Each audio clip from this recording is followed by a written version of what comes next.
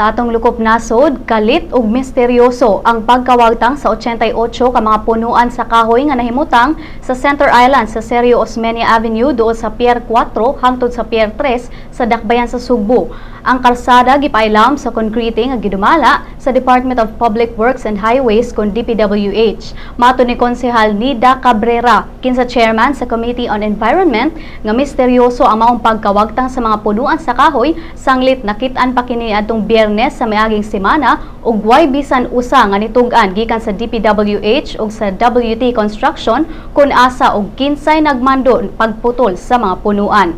Ang konseho mopatawag og executive session kauban sa DPWH, DENR ug WT Construction.